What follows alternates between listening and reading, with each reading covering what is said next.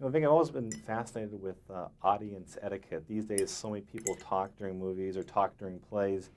I interviewed an actress who was doing a play in Florida. In the middle, a woman walked to the front of the stage and yelled out, "Speak louder, we can't hear you." I was wondering, what kind of interesting interruptions have you had doing live theater?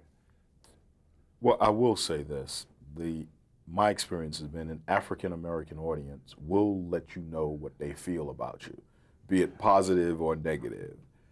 It happens with me that it's always been more positive if people will talk back, or even when I go see a movie that I'm in, because I always like to see the audience response.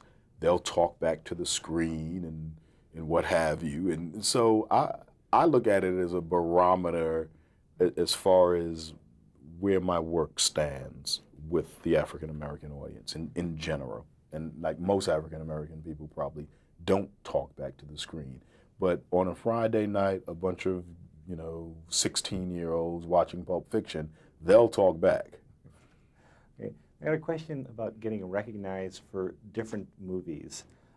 Dave, how quickly did you find yourself getting recognized after that movie came out, or did you? Pretty soon afterwards, maybe 3 or 4 days afterwards. I think Dave was a film that I don't know if people thought it would do as well as what it did. And the response to my character taught me a lot about acting. You don't really have to have a lot of lines to make an impact in a film. And very favorable for me.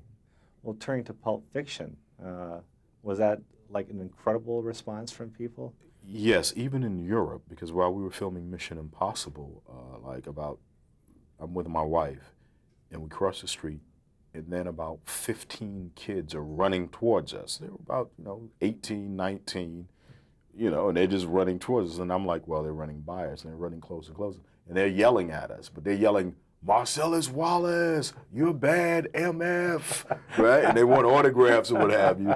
So, it was a little like, okay, and I stopped and signed some autographs. But sometimes it can, be a little borderline edgy. Okay.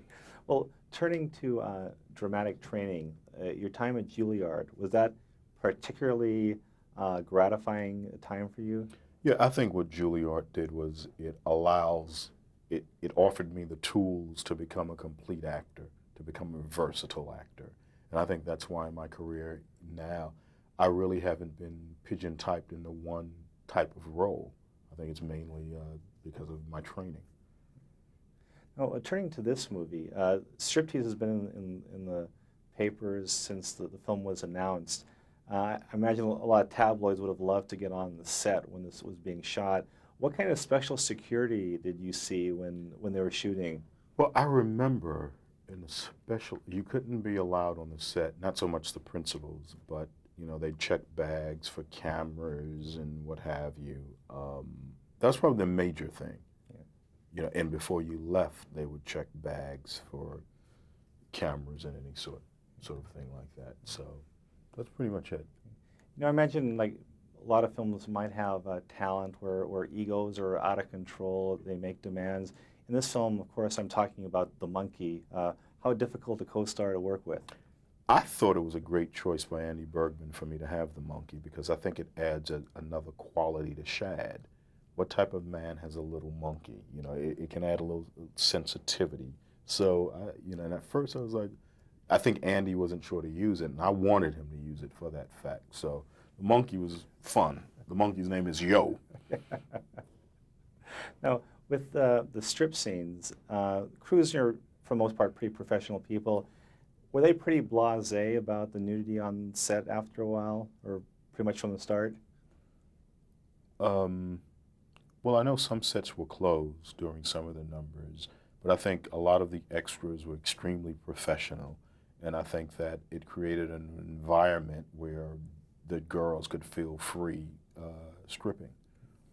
In my line of work, I've interviewed a lot of celebrities. Very few times do I walk in and I think, this fellow is a movie star. With Burt Reynolds, that's how I feel, because I grew up watching him. Working with him, did you learn anything new or your impressions? Well, I learned some great Hollywood stories. I mean, I learned some great old Hollywood stories. from Deliverance, where the guy gets raped in that, and comparing that with Pulp Fiction. We had some good talks, some good stories. I've also learned that I think actors approach the work differently on the whole then.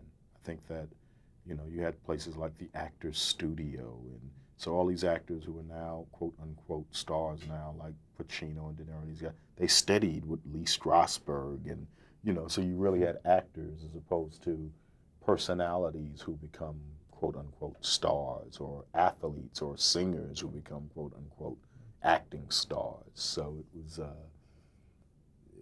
it was refreshing speaking to him. We talked a lot, actually.